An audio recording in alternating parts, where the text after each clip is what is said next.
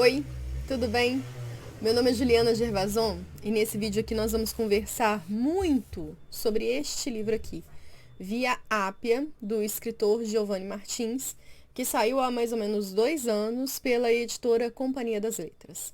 É o primeiro romance do autor que tem a sua estreia com O Sol na Cabeça, um livro de contos que saiu há uns 5, 6 anos atrás aproximadamente e que quando saiu ganhou prêmios, foi muito falado, foi muito cultuado, muito festejado dentro da editora e em relação ao público leitor do entorno. Eu li este livro por conta dos meus alunos do ensino médio, que fazem a disciplina de literatura e precisam ler alguns livros específicos para poder fazer uma prova do vestibular, né, do PISM, que é o vestibular seriado, da Federal da minha cidade. Então, esse é um autor contemplado nesse programa, que é bem mais amplo do que um programa específico de livros. E eu quero falar muita coisa sobre esse livro. Então, assim, eu não vou me preocupar nesse vídeo em falar se eu vou te dar spoiler, se eu não vou te dar, quando que é o spoiler. Você vai assistir por sua conta e risco, tá? Eu vou ter que falar da história, eu vou ter que me embasar em momentos da narrativa que, obviamente, soam como spoiler, para que eu traga aqui para vocês qual que é a opinião que eu tenho sobre esse livro, nessa resenha que muito provavelmente não vai ser breve.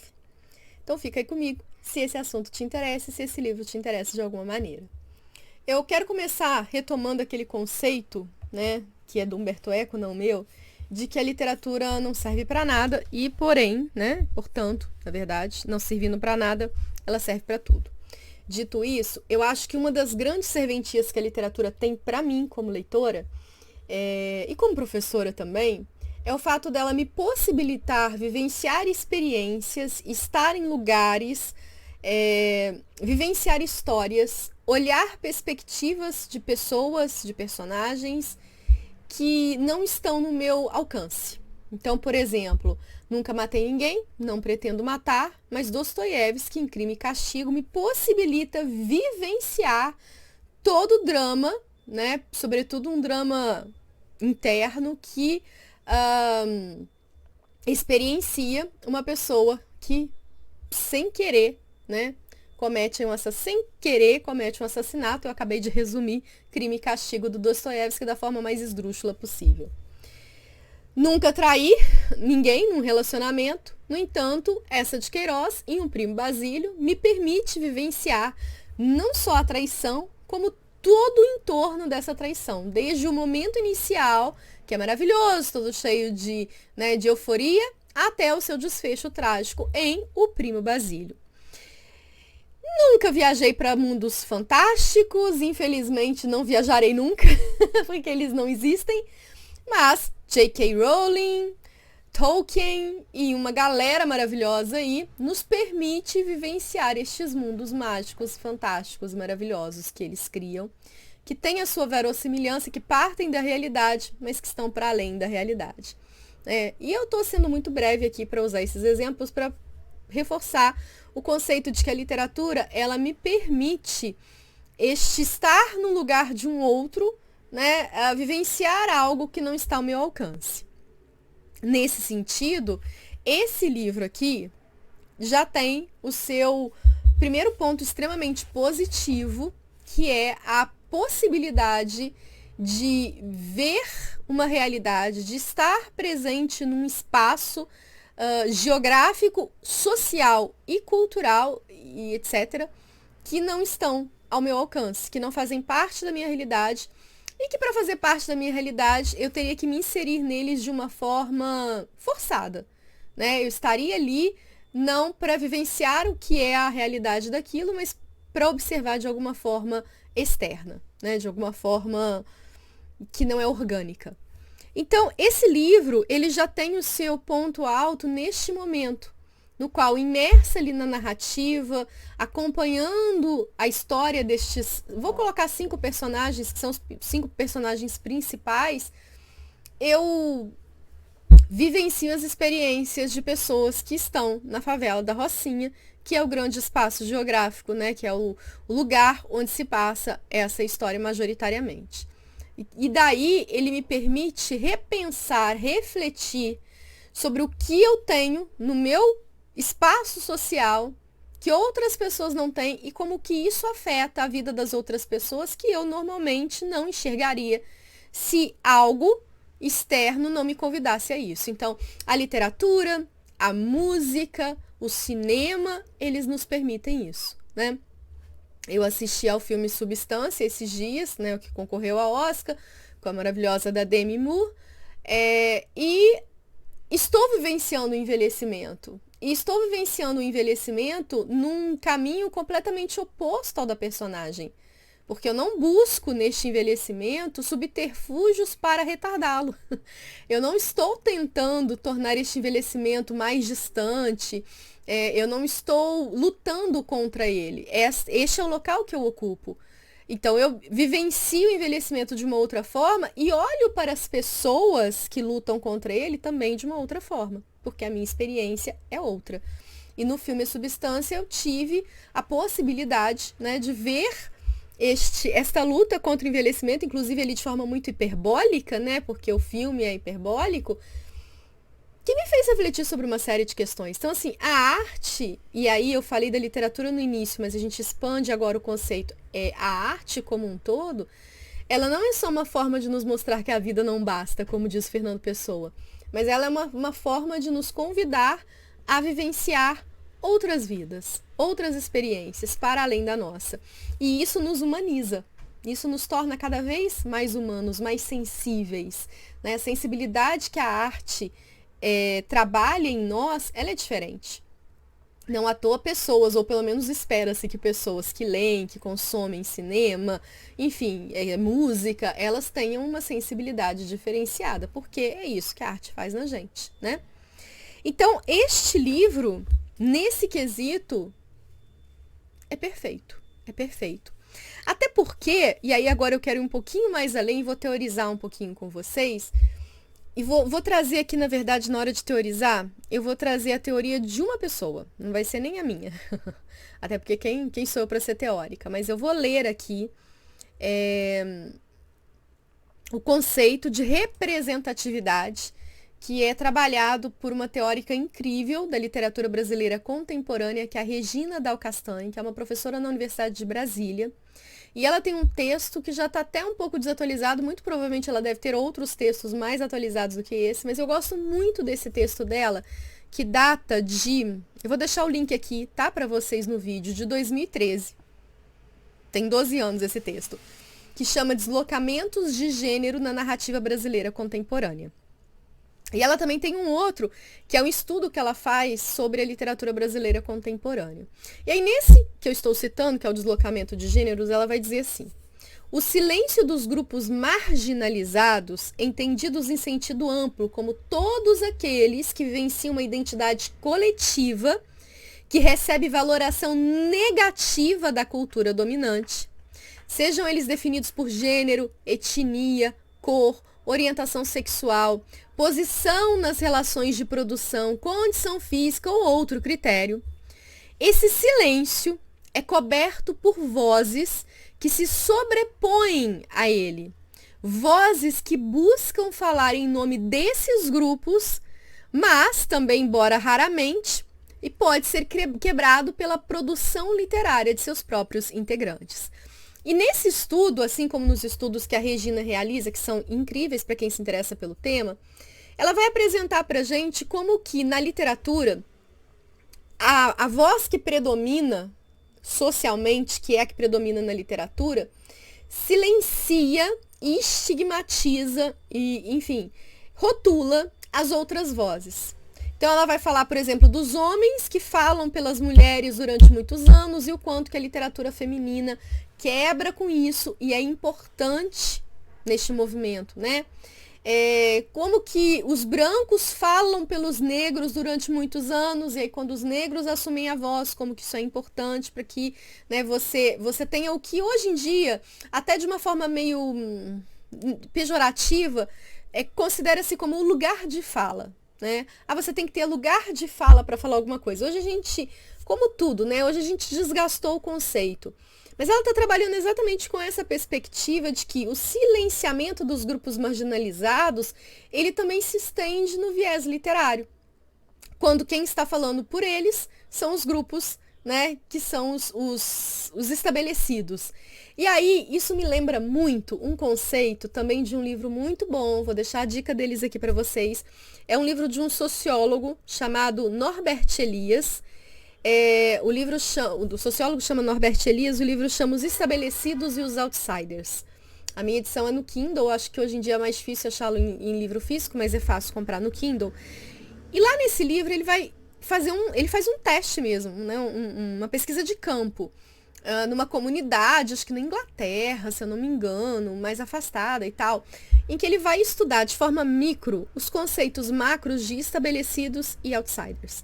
Então ele pega, né, uma aldeia, enfim, ele pega uma comunidade Wilston Parva, que eu acho que chama, e ele vai estudar, né, como que esses conceitos se estabelecem ali, nesse grupo em que você tem as minorias e a maioria, e os que mandam e os que obedecem, né?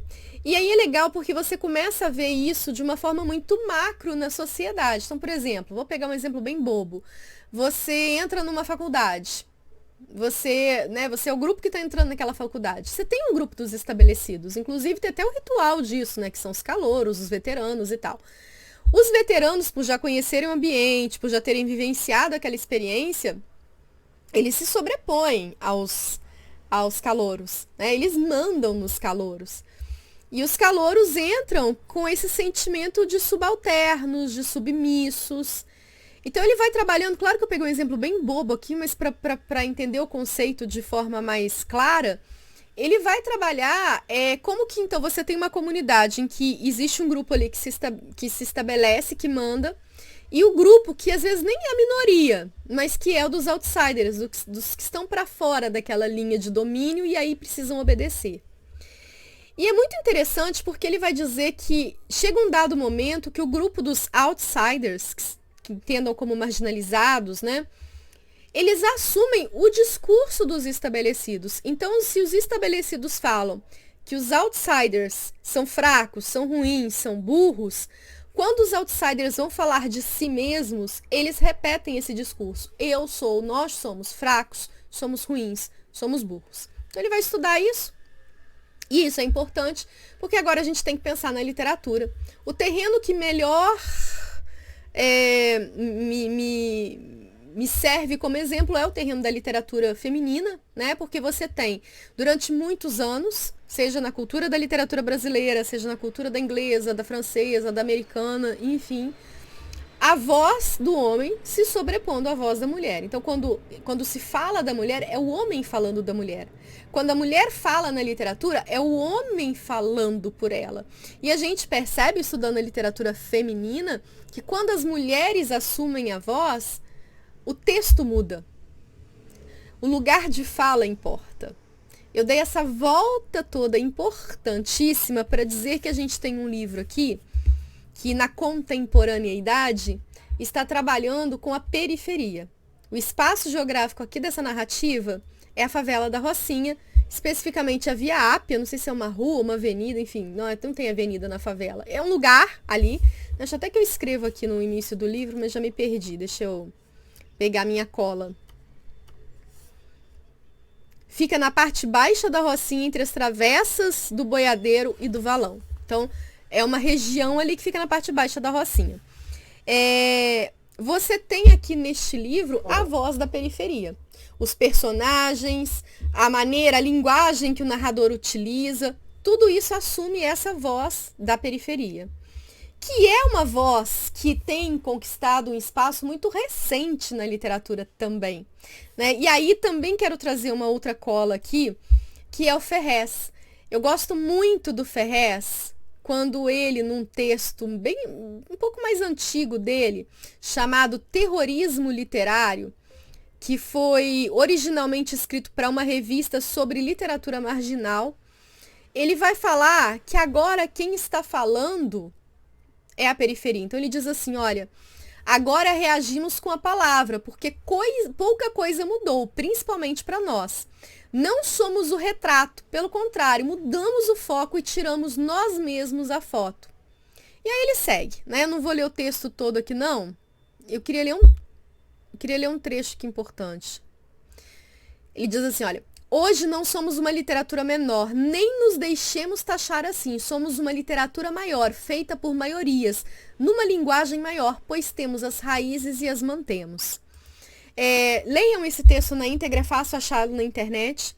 O Ferrez ele é muito importante para esse movimento da periferia, assim como o Sérgio Vaz, assim como o Marcelino Freire e muitos outros aí, né, que já vem nesse movimento há uns 30 anos, mas que agora tem conquistado muito mais força e mais holofotes, como o Giovanni Martins conquistou. O Giovanni Martins vem da periferia também, e isso é um dos rótulos utilizados pela Companhia das Letras na venda do primeiro livro dele, né, na recepção do primeiro livro e nas portas abertas aí que existem para ele dentro do terreno literário.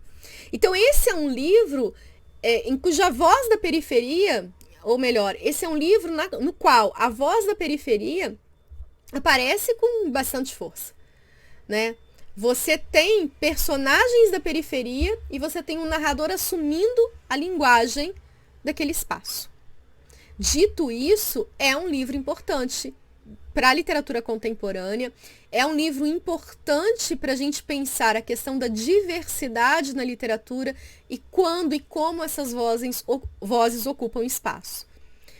No entanto, e agora nós vamos para uma questão crítica minha como leitora, eu não acho que ele seja um livro bom. Não gostei dele. Eu não gostei dele narrativamente falando. E aí, quero de novo abrir um parêntese. Todos os parênteses que eu abrir aqui são importantes para que eu me faça bem entendida por você que está me assistindo. É um parênteses muito parecido que eu abro, ou melhor, é uma crítica muito parecida que eu faço com esse livro aqui, Úrsula, da Maria Firmino dos Reis, que é um livro escrito por uma mulher negra falando de personagens negros. É um livro importantíssimo, ele é um livro que, inclusive, ficou silenciado durante muitos anos na historiografia literária. Ele é considerado o primeiro romance abolicionista da literatura brasileira, tá? Ele data de 1859. E essa data ela é muito relevante porque depois dele você tem o Navio Negreiro, escrito pelo Castro Alves, que é um homem branco. E você tem A Cabana do Pai Tomás, que é um livro americano de 1852, que é escrito por uma mulher. Então, assim, você tem um livro muito pioneiro, escrito num contexto extremamente infértil para que essa mulher tivesse condições para escrever. Ele é um livro importante? Poxa vida, eu ia falar um palavrão aqui. Caramba, muito. É um livro bom? Não, ele tem as suas falhas. Entendem? Então, eu acho que a gente volta então para cá, para essa questão. Não estou dizendo que o Giovanni Martins seja pioneiro, né, para a questão da periferia. Já disse, temos Ferrez, Marcelino Freire, Sérgio Vaz e uma galera, inclusive os que eu desconheço. Muitos daqueles que estão ainda presos lá na periferia, porque a produção deles não alcançou uma grande editora como o Giovanni alcançou a Companhia das Letras. Mas ainda assim é um livro importante até para que, estando numa grande editora, ele seja muito mais passível de discussão. Porque embora nós vivenciamos um momento de muito mais democratização do livro, né? Você tem as pequenas editoras, você tem os apoios coletivos, os livros feitos no Catarse, né, nos quais o autor faz de forma independente com o auxílio dos outros, ainda há muito mais espaço para aquele que sai numa grande editora e não resta dúvida em relação a isso. Mentindo está aquela pessoa que nega. Então você tem um cara saindo pela Companhia das Letras, um cara sendo indicado no vestibular, o que é uma questão relevante também. Tudo isso pesa bastante para que não só o livro ganhe mais holofote, mas para que ele saia de uma bolha. Porque a bolha, ela existe. E aí, por exemplo, você tem os livros que circulam só naquele espaço, ou só entre aqueles leitores. E aqui a chance dele circular entre mais leitores é muito maior. Então, toda essa importância no entorno, o livro carrega tudo isso que está para além dele. Né? Ele é só um instrumento, mas existem dados extremamente subjetivos, como os que eu apresentei aqui para vocês, que importam. A própria Regina Dal Castanho, nesse estudo que eu comentei, que já é um estudo mais antigo, deixa eu achar aqui a data, eu também vou deixá-lo como referência aqui para vocês, tá? O texto da Regina, o texto do Norbert Elias, eles são textos não ficcionais, né? São textos científicos, são textos acadêmicos. Mas eles são, assim, para quem quer estudar o tema, eles são muito importantes. Não estou achando aqui. Enfim, vou deixar o link para vocês. Nesse texto, achei. Mapeamento de personagens do romance brasileiro, dos anos 70 aos anos 90. Eu disse para vocês que ele estava, de certa forma, desatualizado, né?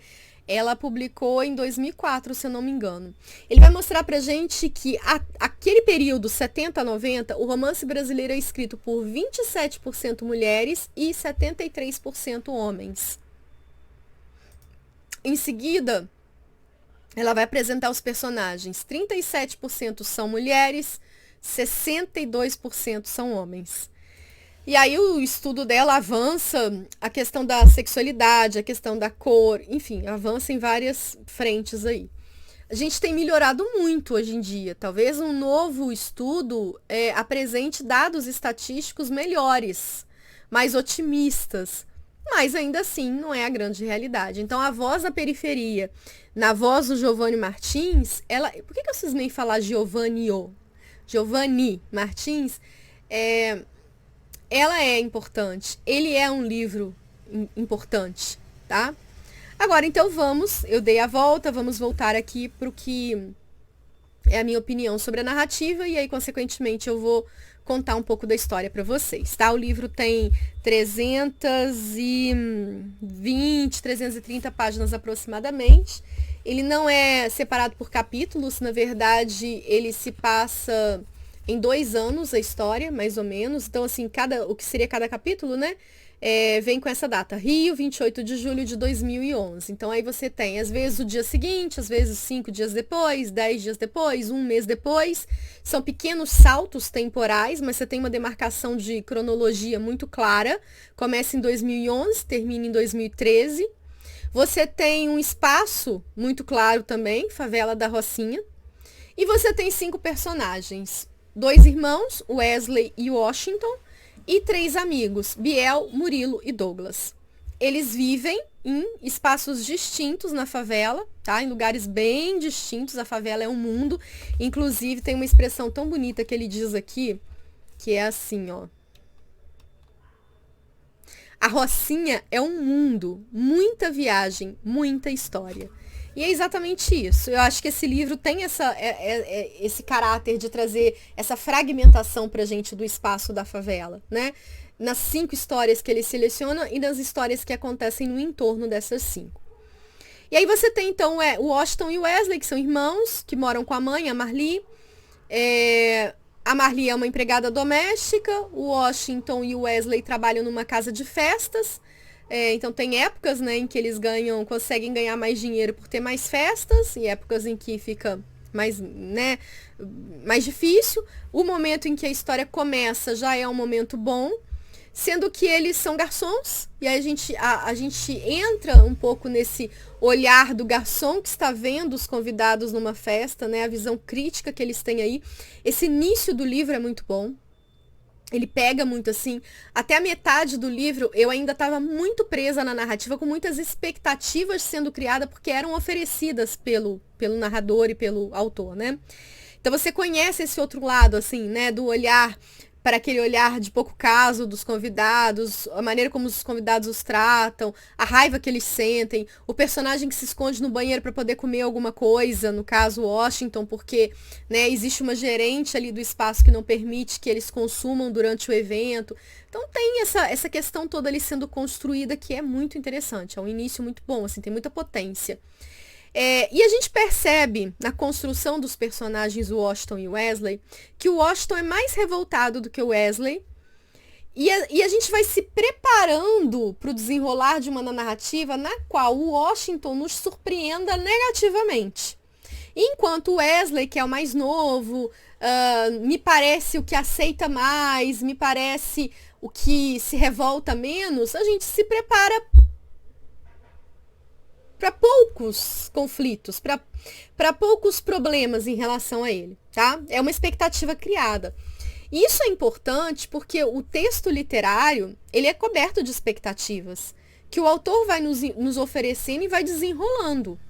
Né? Eu gosto muito de usar esse exemplo aqui, e é importante falar isso para você entender a crítica que eu vou fazer ao livro, que assim, se eu crio um personagem e descrevo ele para você, dizendo que ele é fraco, que ele é magro, que ele não consegue levantar uma cadeira, né? Ele não tem força para segurar uma cadeira no alto, que ele apanha, sofre bullying, todo mundo ri dele, que, enfim, ele é desnutrido, blá blá blá. Eu te preparo para um personagem fraco, e aí no meio do nada, no meu livro, eu ponho uma cena no qual ele vê um acidente de carro.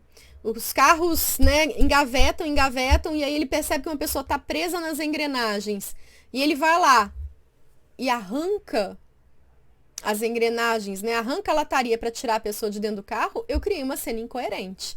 A menos que eu resolva esse conflito te dizendo que minutos antes ele foi picado por uma aranha e virou um super-herói. A menos que eu queira colocar um aspecto fantástico no meu livro, no mínimo fantástico, né? Eu tô criando uma cena incoerente, porque eu te preparei para um desenho de personagem que não foi o que eu desenvolvi em um dado momento. E aí isso aí entra na fraqueza do escritor, entra no problema da narrativa, que às vezes um editor resolve, né? Os livros não chegam com esses problemas pra gente, e quando chegam, inclusive, são dignos de análise. Isso é importante porque essa construção inicial, esse pacto que o narrador cria com a gente de quem são Wesley e Washington, ele não se sustenta ao longo da narrativa. Aí você pode dizer para mim assim, mas as pessoas mudam. E de fato, né, acontecem coisas aí, eu não vou ficar detalhando, tanto com Washington quanto com Wesley, que vão apresentando pra gente possibilidades dessa mudança acontecer. Mas esses acontecimentos, eles não são explorados de uma forma que eu considerei coerente.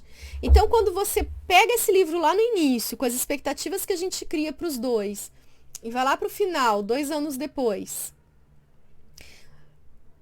tempo que eu não vejo transformações suficientes e profundas e complexas dos dois, e aí eu tenho um desfecho que eu vou contar aqui agora, então, farei um grande spoiler, que é, o Washington tá melhor encaminhado, tá com emprego fixo, carteira assinada, e o Wesley caiu no vício pesado, tá se destruindo, eu fico frustrada como leitora.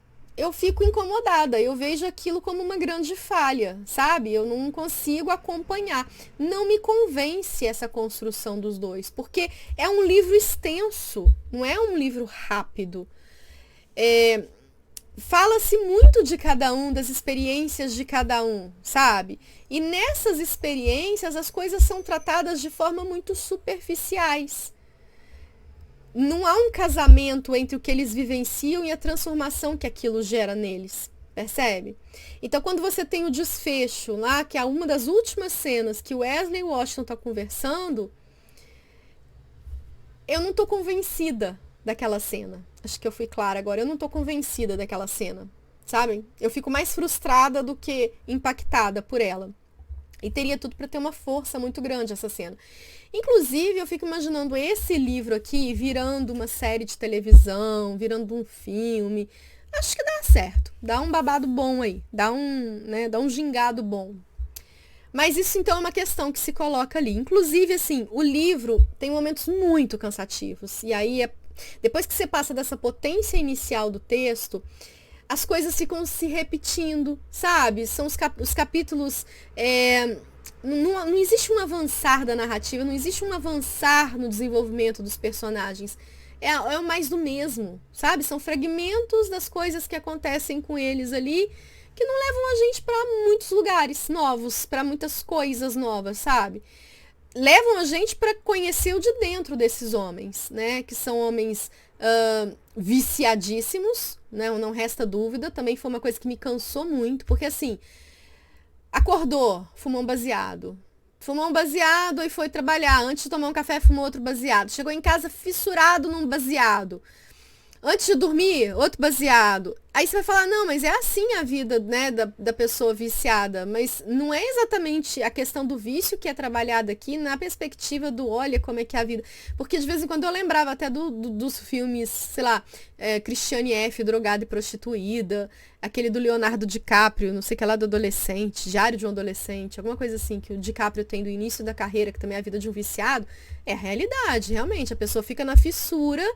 E ela precisa sustentar aquele vício. Mas o baseado, a maconha, eles não são demonstrados ali como um vício, porque existe a perspectiva de que alguns dizem que nem é vício, né? Mas enfim, é o tempo inteiro. Aí chega uma hora que você fala, ai, tá, que saco, sabe? E aí toda hora eles estão, é uma expressão que aparece muito também, batendo neurose. E toda hora, tudo que acontece, você tá batendo a neurose. Eu não sei se é a neurose ou se sou eu. Então chega uma hora que aquilo, na repetição, cansa. Ele é um livro cansativo, em outras palavras. Ele é um livro que, por ficar sempre no mais do mesmo, sabe? Só muda o cenário, né? Ah, tá no restaurante, tá saindo com a garota no motel, tá indo comprar o baseado na esquina. A UPP, né? A polícia tá invadindo o morro. Mas o tempo inteiro são as mesmas coisas se repetindo, entende? Então aí dá uma cansada. Ele é um livro que cansa. E na narrativa, tá? Na história. E é um livro que cansa no vocabulário também. Todo o vocabulário dele é um vocabulário de gírias, né? É o vocabulário. Ele se adequa, ele se apropria do português falado, né, pelo povo. Na favela da Rocinha, com suas gírias, com seus termos muito específicos, muito próprios. A linguagem ele é totalmente informal, ele é totalmente coloquial, um coloquial até cansativo também. Aí você vai falar assim, mas você não está acostumada com isso. De fato, não estou acostumada, né? Mas ainda assim, o livro nos acostuma à linguagem dele. Eu acho que o bom livro, ele nos convida, durante a leitura, a nos apropriar daquela linguagem, até que a gente nem percebe mais que está se apropriando dela. E existem autores que fazem isso com precisão, com perfeição. Eu não senti que foi o caso desse aqui. Eu cheguei em um momento que eu não estava aguentando mais ver os mesmos termos. Saindo, bateu neurose. Eu não estava aguentando mais ver essas repetições, assim, sabe? Gratuitas, per si. Então, também é um ponto fraco que eu vejo nele aí. A narrativa, então, vai contar a história do Wesley e do Washington, que são os irmãos que moram com a mãe, e de 3 amigos, o Douglas, o Murilo e o Biel. O Biel é um traficante que fornece, que compra drogas de riquinhos, então ele mostra muito essa questão da desigualdade, que o Biel corre muito mais risco, né? O Biel se coloca muito mais em perigo do que os traficantes, dos quais ele vai lá comprar as drogas nos apartamentos de luxos, com empregadas, né, com uma vida maravilhosa e tal. Então tem uma cena que ele tá colocando, sei lá, quantos tijolinhos de maconha, sei lá, se é assim que fala, enfim, dentro da mochila, e o cara tá mostrando pra ele um tênis Nike carérrimo, né? E ele pensando como é que ele vai para casa carregando aquilo e o risco que ele vai correr num ônibus, no caminho, com o PP dentro da favela e tal. Você tem o Douglas, que era entregador numa farmácia e que o sonho da vida dele é ser um tatuador. E você tem o Murilo, que é um soldado, né? E tá cumprindo lá, né? Tá cumprindo o papel dele durante os 2 anos que ele tem que cumprir, mas que não vê a hora de sair dali e seguir o caminho e fazer outra coisa. E, enfim, é engraçado porque eu sinto que o Murilo e o Biel são trabalhados de uma forma mais superficial do que o Douglas, o Washington e o Wesley. Então, assim, desenvolve-se um pouco mais para uns do que para outros, embora você tenha os principais ali. E, às vezes, algumas questões são colocadas de uma forma muito gratuita também. Então, por exemplo, no final do livro, o Biel aparece com uma namorada, a namorada tá grávida, e ele some no meio da festa. Então, assim, eles sobram. Falta força para desenvolver algumas coisas ali e sobra para desenvolver outras, sabe? Então, assim, ele não é regular, ele não é homogêneo, sabe? Ele não é redondo, ele não é uma narrativa, assim, que se constrói bem bordada, bem tecida, bem costurada. Às vezes, a sensação que eu tenho é que algumas cenas, algumas coisas existem para defender algo. Sabe os romances de tese, né? Você lembra, pensa no Curtiço, por exemplo, né? Do naturalismo. Então tem coisas ali que eu sinto que estão ali para muito mais servirem como instrumento para algo do que como literatura, tá? E não que isso seja um problema, viu? É só uma questão, como eu disse, de você gostar ou não gostar, dependendo do tipo de leitor que você é. E aí, neste segundo momento da minha crítica, não sei se você percebeu, estamos no segundo momento, o meu lado de leitor que senta para ler um livro, para analisar um livro, para interpretar um livro, ele ficou muito mais incomodado do que se deliciando com a narrativa, tá? Por exemplo, tem uma passagem no final do livro, já quando o Washington e o Wesley estão conversando. Eu acho que para mim essa é a cena mais falha do livro, assim. Já tá pro final mesmo, página 300, faltando 20 páginas para acabar. Você vai se preparando para um desfecho trágico do Wesley, porque o Wesley, ele que era certinho, né? Ele vai ser apresentado para cocaína pelo irmão. Então você vai vendo que o personagem vai se viciando cada vez mais, o Wesley. E o Washington não, né? Ele fez um uso recreativo que não o tornou viciado. É uma questão interessante a ser discutida, inclusive. O livro traz mazelas da nossa sociedade, mazelas às quais as pessoas em uma condição de desigualdade estão muito mais expostas, né? Isso não resta dúvida que a discussão social que o livro permite fazer é intensa, é importante, é urgente, né? E a gente finge que não vê, a sociedade finge que não vê, mas enfim. Então Wesley, ele tá deitado e ele é acordado pela mãe falando: que porra é essa no seu nariz? Então o nariz ele tá todo sujo de branco. E aí a mãe começa a bater nele, com muita raiva, porque a gente já sabia, olha a questão da coerência, né? A gente já foi preparado para uma personagem que não aceitaria desvios nos filhos. Então ela fala em alguns momentos do livro: se você se tornar traficante, se você fizer coisa errada, eu não vou para a porta da cadeia chorar. Eu tô batendo na mesma vez, uma pessoa reclamou num vídeo meu do barulho, né, de bateção aqui, perdão, né, não sei qual é o problema do microfone, mas ele pega tudo. Então ela bate no filho e fala: eu não vou para a porta de cadeia. Ela bate no filho, não, ela fala para os filhos: eu não vou para a porta de cadeia chorar por você e segurar foto na televisão. Se você desandar, você vai desandar sozinho. Então quando ela vê que o filho tá viciado, e naquele nível, porque o baseado ela até permite, ela fica muito revoltada. E ela começa a bater muito, muito, muito nele. E ele tá numa... Né, ele tá tão mal que ele demora a entender o que tá acontecendo. E aí o nariz começa a sangrar, ele quer ir no banheiro, ele tá passando mal, porque ele tava sumido, tinha 3 dias e tal. E aí numa dessas que ela bate, xinga e fala, ela fala pra ele: por que você não é igual ao seu irmão? O seu irmão ajuda dentro de casa e você não. Lembrando que no início do livro os dois ajudavam e o Washington deu uma desencaminhada muito maior do que o Wesley e tal. E aí o Washington acorda com os gritos e vem. Só que ele pega só essa fala: por que o seu irmão, por que você não é igual ao seu irmão e tal. E aí ele vem sorrindo, tipo assim: eu sou o exemplo da casa. Mas aí a ficha cai de que o irmão tá naquele estado que ele já desconfiava, ele já sabia. Ele sabia que já tinha dado ruim. E ele meio que já se culpava disso por ter apresentado a primeira vez, né? Ter dado pro irmão a primeira vez. E aí os dois começam a brigar. Porque o filho, Wesley, vira pra mim e fala assim: pois é, você tá elogiando o Washington, mas foi ele que me apresentou. Eu tô assim nesse estado por culpa dele. E os dois começam a brigar. A tensão, ela tá criada assim, ó, no topo. Você fala: putz, né? E ainda faltando 20 páginas pra acabar, você pensa: onde que vai dar isso aqui? Só que a mãe simplesmente vira e fala assim: eu tô atrasada, e vai embora. Ô, gente, foi tão bizarro isso que eu tava lendo, eu já tinha avançado, eu falei: gente, cadê essa mãe? Porque a cena vai criando um outro rumo.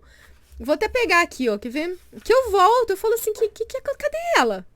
Ela diz assim: olha, para os dois agora. Dona Marli se meteu entre eles no chão e conseguiu separá-los. Os 3 ficaram em silêncio no meio da sala. Só dava para ouvir aquela respiração pesada de depois da briga.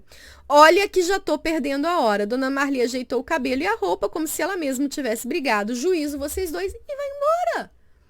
Oi! Tipo assim, a mulher acabou de descobrir que o filho tá viciado em cocaína, que o filho tá mal, o filho tinha sumido sei lá quantos dias. Os 2 irmãos estão se matando no chão. E ela é uma pessoa brava em relação à briga entre irmãos e tal. ela vira as costas, aí você vai falar assim, não, Juliana, mas né, ela é uma empregada doméstica, ela precisa, inclusive esse termo empregada doméstica, acho que já não existe mais, né, gente? Ela é uma faxineira, e aí ela tem hora pra chegar, ela, né, olha que droga, né, ela tem que cuidar da casa dos outros e não pode resolver um problema dentro da casa dela. Só que isso não é colocado ali pelo autor, desta forma, entende? Assim, é julgado pra gente assim, encontre você sozinha a justificativa pra esta personagem ter ido embora, sabe? Não é, eu gosto muito que o Machado de Assis diz assim, eu detesto o escritor que me diz tudo, eu realmente detesto o escritor que me diz tudo. Mas quando o escritor não me diz o suficiente para que eu acompanhe a linha de raciocínio dele, a gente tem um problema. E ali, ela simplesmente vai embora, fala que tá atrasada e vai embora. E aí os dois ficam em silêncio, saem pra fumar um baseado. Tipo, oi, você acabou de descobrir que seu irmão tá caindo nas drogas, você acabou de descobrir que seu irmão tá destruindo. Você tá com medo do seu irmão parar numa Cracolândia, porque é uma das coisas que passa pela cabeça dele, embora a Cracolândia seja em São Paulo, mas enfim. E aí você vai para fora fumar um baseado com teu irmão? E aí os dois começam a conversar, e aí vem uma das passagens que eu considero a mais chata do livro, assim, que se não tivesse no final ele tinha me perdido ali. O cara, né, o Wesley começa a falar e ele fica 1, 2, 3, 4 páginas falando. É uma única fala dele que dura 4 páginas. O travessão abre e vem 4 páginas. E não é um fluxo de consciência. Ele está contando uma história pro irmão. E aí você pode falar assim, mas não, é porque ele estava tão doidão, tão sequelado que, né, desembestou a falar e não parou nem um minuto. Não, o autor não me preparou para isso. E é chata. É uma história chata, é o momento mais chato de linguagem. Ali arrasta. Ali é uma morte horrível. Aí você fala, ai caramba, por que isso, né? Pra que isso? E aí, depois dessa grande cena que você espera um monte de coisa, né? Depois desse monte de páginas, simplesmente acontece o inesperado. Que aí também você pode falar, mas você não tinha que ser preparada para isso porque é inesperado. Lógico que não tinha mesmo, não. Tanto que na hora que acontece, você fala, caraca, me pegou de calça curta. Não esperava este desfecho para este capítulo.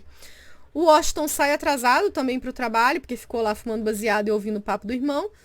Um papo não muito a ver, um papo furado. E aí ele sai correndo para ir para o trabalho. E ele para de frente para a polícia, a UPP ainda está invadida lá no morro. Então ouviu os tiros 1 milésimo de segundo antes de cair no chão. Ou seja, ele é morto ali, você já sabe disso. Quando você vira a página, você sabe que ele morreu. E esse momento de alguém morrer no final de um capítulo, ele já havia acontecido várias vezes sem que ninguém tivesse morrido, que também me incomodou. Porque você termina o capítulo e fala, caraca, será que ele morreu? Aí você vira pro capítulo seguinte, não morreu ninguém. Então tem essas barrigas. É aí que eu quero chegar. Ele é um livro importante, sem sombra de dúvida. Sem sombra de dúvida, eu acho que esses, 40 minutos que eu tô falando aqui sejam mais do que suficientes para você entender que ele é, sim, um livro importante. Como leitora comum, empírica, né? Como leitora empírica, segundo Humberto Eco, aquela que quer ler. Quer ver? Humberto Eco que fala isso. Deixa eu até pegar a expressão que ele usa aqui quando ele vai falar de leitor modelo e de leitor empírico. Ele diz assim, olha, o leitor empírico, segundo Humberto Eco nesse livro incrível, o leitor empírico é você, eu, todos nós quando lemos um texto. Os leitores empíricos podem ler de várias formas e não existe lei que determine como devem ler, porque em geral utilizam o texto como um receptáculo de suas próprias paixões, as quais podem ser exteriores ao texto ou provocadas pelo próprio texto. Então, como leitora empírica deste livro, eu digo que ele não é um livro bom. Como leitora modelo, eu consigo enxergar ali muitas coisas importantes e relevantes nesse contexto todo que eu fiz com vocês aí sobre a questão da literatura de periferia, da literatura da diversidade, etc, etc, etc. Mas como leitora empírica, e o livro sendo um receptáculo da minha bagagem, de quem eu sou como leitora, não funcionou. Não funcionou porque eu fui frustrada várias vezes, fiquei cansada muitas vezes, eu criei expectativas que foram frustradas, enfim. Na minha bagagem de leitura, ele não foi um livro que deu certo, dentro dessa visão que eu trouxe aqui para vocês. fica aí a minha resenha sobre este livro. Acho que ainda assim, mesmo que você tenha ouvido todos os spoilers que eu dei, né, e já esteja sabendo o que é um livro que vale a experiência de leitura. Tenho interesse em ler O Sol na Cabeça, só não sei quando, não vai ser agora, não tenho pressa. Pode ser que um dia eu, né, pegue esse livro sim, não vou descartá-lo, porque me possibilita inclusive essa discussão que eu tenho aqui agora com vocês, que me deu vontade de fazer um vídeo. E só de me dar vontade de fazer um vídeo, um livro fazer com que após a leitura eu tenha vontade de fazer um vídeo, ele já tem um grande mérito, porque ele mexeu comigo de alguma forma. Ele me instigou a algo. E tem livros que não instigam a gente a nada. Você termina de ler e fala, ai não quero nem ter que falar sobre esse livro com ninguém. Então só isso já é um grande mérito de qualquer livro que nos permita esse tipo de posição de querer falar sobre ele, né? Eu espero que você tenha gostado dessa resenha. Imagino que ela tenha ficado longa, então espero que você também tenha vindo até aqui, tenha conseguido chegar até o final dela e que ela tenha sido importante aí para você, para lapidar a sua bagagem de leitor, ou pelo menos para compartilhar a minha experiência de leitura aí deste livro contemporâneo. Se você já leu, me conta o que você achou. Se você ainda não leu, me fala, estava no seu radar? Ainda está? Me conta aí sua experiência, tá bom? Muito obrigada por ter assistido a esse vídeo até aqui e não se esqueça o quanto você é importante neste momento, curtindo o vídeo, compartilhando, se inscrevendo no canal. A sua interação com este meu conteúdo é o que faz com que este conteúdo seja estimulado a continuar. Um beijo para você e até o próximo livro.